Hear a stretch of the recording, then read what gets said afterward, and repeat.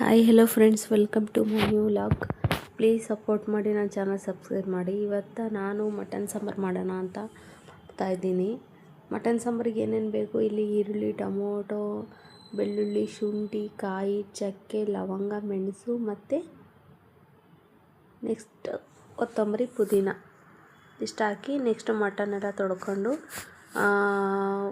ಮಟನ್ಗೆ ಒಗ್ಗರಣೆ ಹಾಕ್ತಾಯಿದ್ದೀನಿ. ಸ್ವಲ್ಪ ಉಪ್ಪು ಹಾಕ್ಬಿಟ್ಟು ಚೆನ್ನಾಗಿ ಬೇಯಿಸಿ ನೆಕ್ಸ್ಟ್ ಅದಕ್ಕೆ ಅರಿಶಿನ ಪುಡಿ ಹಾಕ್ತಾಯಿದ್ದೀನಿ.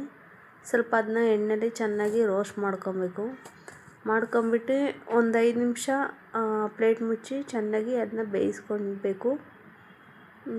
ಸೊ ಟೇಸ್ಟ್ಗೆ ಸ್ವಲ್ಪ ಖಾರದ ಪುಡಿ ಹಾಕಿ ನಾನು ಬೇಯಿಸ್ತಾಯಿದ್ದೀನಿ. ನೆಕ್ಸ್ಟ್ ನಾವು ರುಬ್ಬಿರೋಂತಹ ಮಸಾಲ ಹಾಕಿ ನೆಕ್ಸ್ಟ್ ಮಟನ್ ಮಸಾಲ ಹಾಕ್ತಾಯಿದ್ದೀನಿ ಮತ್ತು ಧನಿಯಾದ ಪುಡಿ ಹಾಕ್ತಾಯಿದ್ದೀನಿ. ನೆಕ್ಸ್ಟು ಮತ್ತು ಖಾರದ ಪುಡಿ ಹಾಕ್ತಾಯಿದ್ದೀನಿ. ಇದೆಲ್ಲ ಚೆನ್ನಾಗಿ ಮಿಕ್ಸ್ ಆಗಿ 1-2 ವಿಸಲ್ ಹೊಡೆಯೋಂಗೆ ಇಟ್ಬಿಟ್ಟು ನೆಕ್ಸ್ಟ್ ಇಲ್ಲಿ ನಾನು ಮುದ್ದೆ ಮಾಡ್ಕೊತಾ ಇದ್ದೀನಿ. ನಾವು ಇಬ್ಬರೇ ಇರೋದ್ರಿಂದ 2 ಮುದ್ದೆ ಮಾಡ್ಕೊಳ್ಳೋಣ ಅಂತ ಹೋದೆ, ನೆಕ್ಸ್ಟ್ 3 ಮುದ್ದೆ ಆಯಿತು. ಸೊ ಪರವಾಗಿಲ್ಲ, ಮಟನ್ ಸಾಂಬಾರು ಚೆನ್ನಾಗಿತ್ತು. ಸೊ ಹಂಗಾಗಿ 3 ಮುದ್ದೆ ಮಾಡಿದೆ. ಆಹಾ, ಸಾಂಬಾರು ಸ್ಮೆಲ್ಲೇ ಅಷ್ಟು ಘಮ ಘಮ ಅಂತಿತ್ತು. ಸೊ ನಾನು ಮಟನ್ ಸಾಂಬಾರೆಲ್ಲ ತಿನ್ನಲ್ಲ, ನೋಡೋಣ ಅಂತ ಟ್ರೈ ಮಾಡಿದೆ ಇವತ್ತು.